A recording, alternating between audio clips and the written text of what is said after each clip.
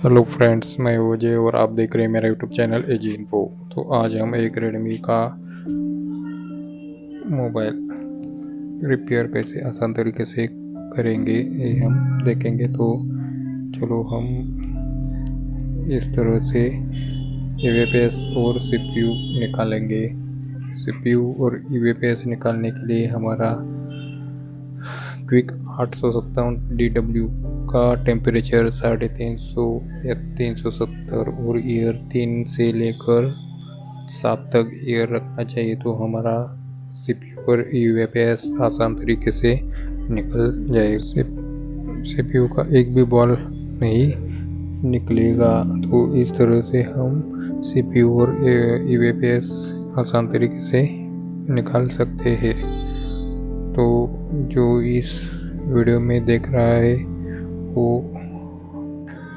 पहले तो ईवीपीएस निकाल रहे और अब ये सीपीयू निकाल रहे हैं। तो इस तरह से हम आसान तरीके से सीपीयू निकालेंगे। तो ये मेरा वीडियो अच्छा लगा तो प्लीज़ सब्सक्राइब करो, और जो पुरानी सब्सक्राइबर है वो लाइक करो और शेयर करो। तो इस तरह से हमने ईवीपीएस और सीपीयू निकाल रहे हैं।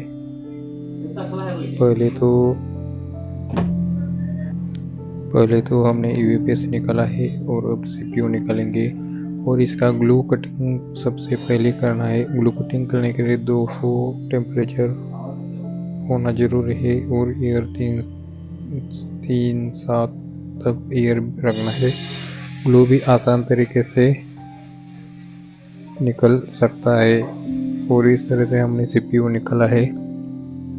सीपीयू निकालने के बाद हम ये पूरा बोर्ड लिक्विड की मदद से पूरा बोर्ड साफ करेंगे और इसे पीपीटी लगाकर आयरन की मदद से भी साफ करेंगे। तो आयरन का टेम्परेचर 350 के ऊपर नहीं होना चाहिए, नहीं तो बॉल भी उखड़ सकते हैं। तो इस तरह से टी सोल्डरिंग वायर लेकर हम इसे पूरा बोर्ड क्लीन कर रहे हैं। तो सीपीयू एमएमसी का पूरा बोर्ड हम क्लीन करने के बाद हम सीपीयू और एमएमसी क्लीन करेंगे। तो इस तरह से आयरन की मदद से हम ग्लू रिमूव कर रहे हैं।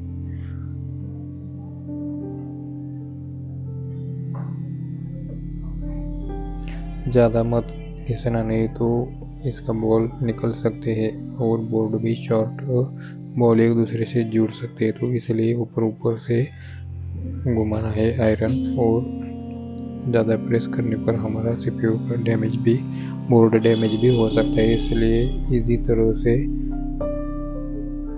साफ करना है।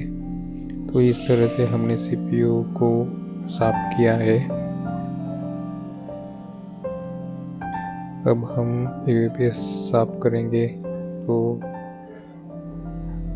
सीपीयू जैसे कि वैसे ही हल्के हाथों से इसे आयरन की मदद से ऊपर से घुमाना है, ताकि इस तरह से हम साफ कर रहे हैं। मैंने ये वीडियो फास्ट किया है ताकि टाइम की बचत हो। तो ये वीडियो पहले देख रहे हैं ऐसे प्लीज़ इस चैनल को सब्सक्राइब कर लो, ताकि ऐसे नए वीडियो आप तक पहुंच सके। और जो पहले ही सब्सक्राइब किया है उन लोगों का धन्यवाद, और लाइक और शेयर भी करो। तो इस तरह से हमने आईपीस से साफ किया है पूरा बोर्ड। देखो, एक भी बॉल नहीं निकला।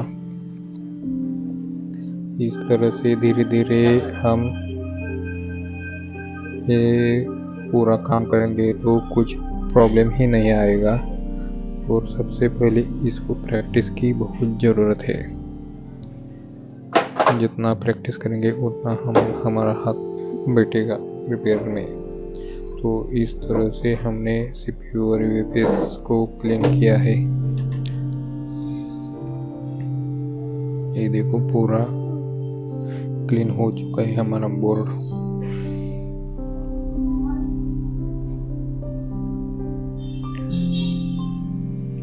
अब हम CPU को साफ करेंगे। तो इस तरह से PPT पेस्ट लगाकर आयरन की ही मदद से हम उसका ग्लू कटिंग करेंगे, ग्लू रिमूव करेंगे। तो इस तरह से हमने PPT पेस्ट अप्लाई की है और आयरन की मदद से पूरा क्लीन कर रहा हूँ। ज़्यादा हीटिंग मत रखना, नहीं तो इसके भी बॉल एक दूसरे से जुड़ सकते हैं। तो इस तरह से हमने CPU को भी साफ कर लिया है। हल्के हाथों से हमें साफ करना चाहिए, नहीं तो इसका बॉल भी खराब हो सकता है, CPU डैमेज हो सकता है। तो इस तरह से हमने CPU भी साफ किया है अच्छी तरह से। और CPU साफ करने के बाद हम इसे रिवॉल्व कर हमारे मदरबोर्ड पर फिक्स करेंगे, ताकि हमें EVPS को भी रिवॉल्व कर फिक्स करना है, तभी हमारा फ़ोन इजी तरह से ऑन हो सकता है। पूरा ध्यान से काम करने के बाद ही हमारा फ़ोन रिपेयर हो सकता है, नहीं तो जल्दबाजी में कुछ नहीं हो सकता। इसलिए धीरे धीरे से काम करना बहुत ज़रूरी है। तो इस तरह से हमने डिसोल्डरिंग वायर की मदद से इसे भी साफ कर लिया है। तो ऐसे हमने CPU को भी क्लीन किया है। इस तरह से EVPS MMC को भी क्लीन करना पड़ेगा।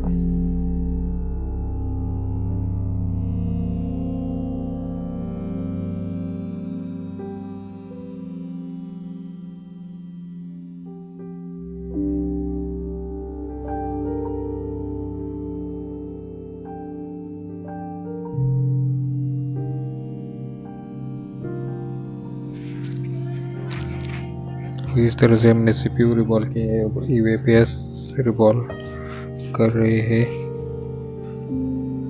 तो जिस तरह हमने CPU रिवॉल्व किया है उसी तरह से हम इसे भी क्लीन करेंगे।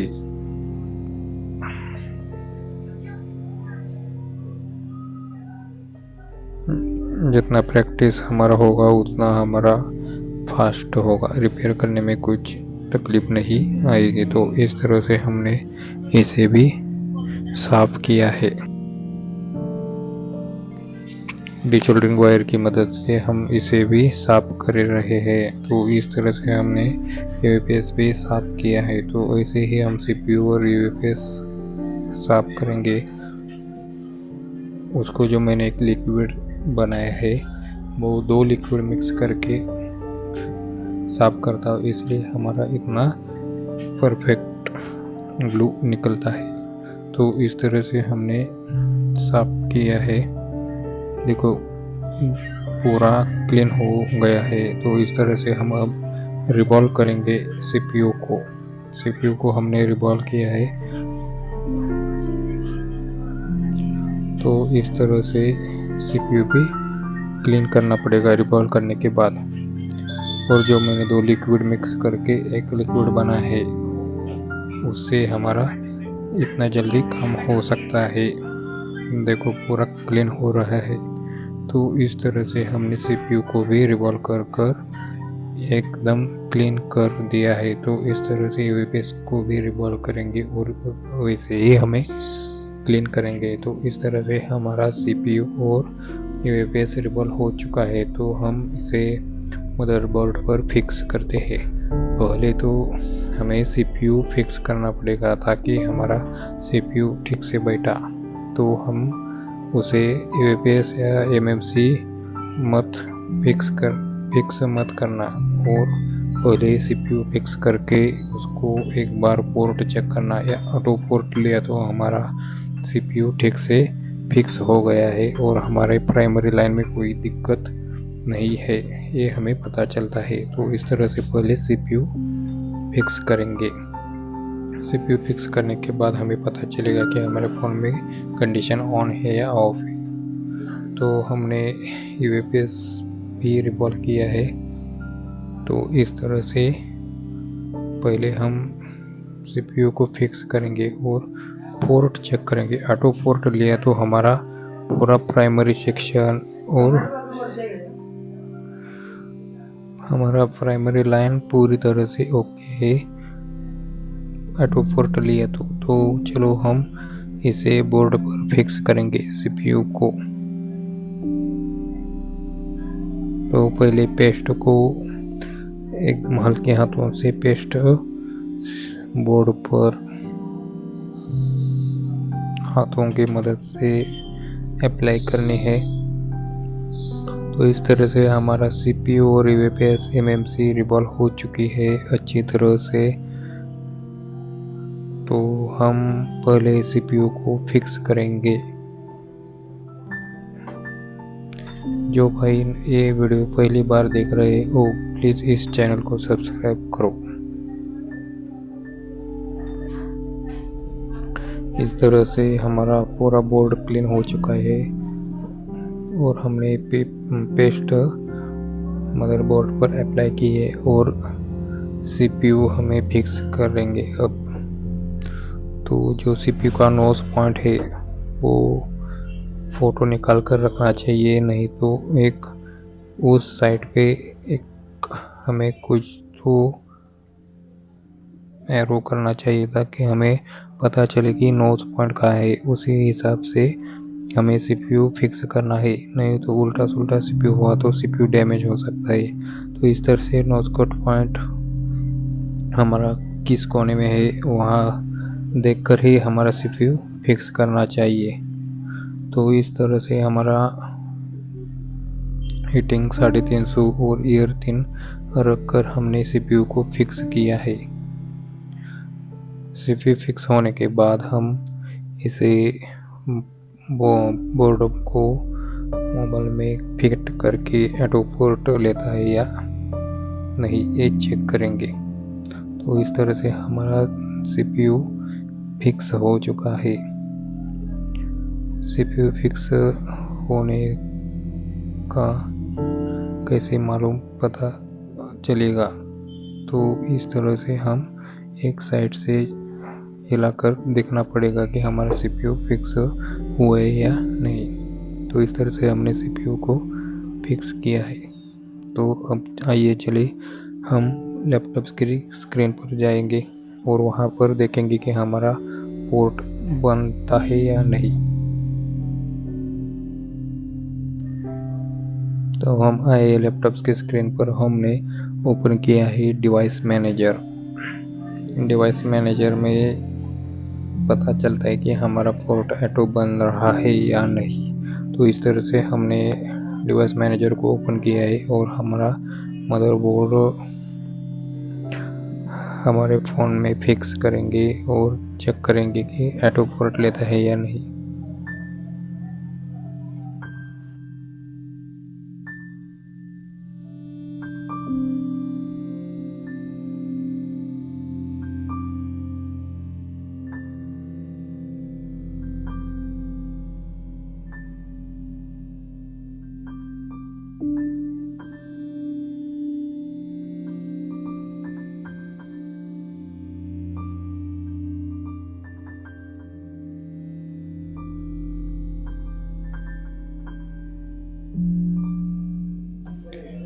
देखो हमने बोर्ड को मोबाइल में फिक्स किया है और यूएसबी से हम कनेक्ट कर रहे हैं। तो इस तरह से हमने डायरेक्ट कनेक्ट किया है बिना बैटरी लगाए, तो हमारा ये ऑटो पोर्ट बनेगा या नहीं। तो इस तरह से हमारा ये ऑटो पोर्ट देखो ऑटो पोर्ट बन चुका है।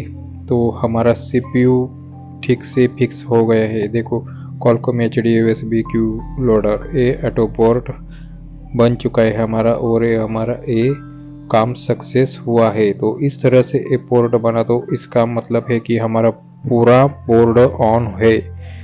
इसका जो प्राइमरी लाइन है वो भी ओके है और सेकेंडरी लाइन में हमारा सीपीयू भी ओके ठीक से फिक्स हो गया है। तो हम इसे अभी यूएफएस को फिक्स करेंगे और हमारा पूरा मोबाइल ही ऑन हो जाएगा। तो इस तरह से रिपेयरिंग करने का कुछ ट्रिक्स होती है। ये और भी जानने के लिए हमारा चैनल सब्सक्राइब करो, लाइक करो और शेयर करो। इस तरह से हम अभी इसको एमएमसी यूएफएस फिक्स करेंगे और हमारा फ़ोन ही पूरी तरह से ऑन हो जाएगा 100%। तो हम इसको मदरबोर्ड को ठीक से फिक्स करके इसको एमएमसी फिक्स करेंगे।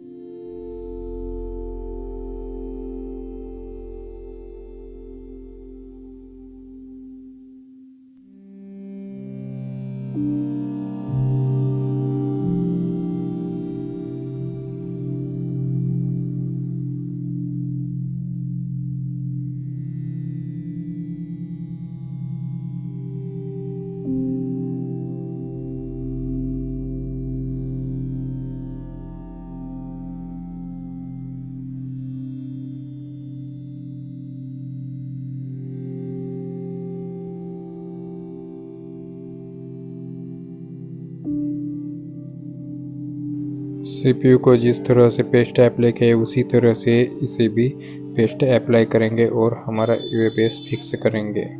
यूएपीएस फिक्स करने के लिए 350 हीटिंग और ईयर 3 रखना चाहिए, तभी हमारा यूएपीएस ठीक से फिक्स हो जाएगा। फिक्स हुआ है या नहीं ये मालूम करने के लिए थोड़ा हमें चेक करना पड़ेगा। थोड़ा सा चेक करने के बाद हमें मालूम चलेगा कि हमारा यूएपीएस फिक्स हुआ है या नहीं।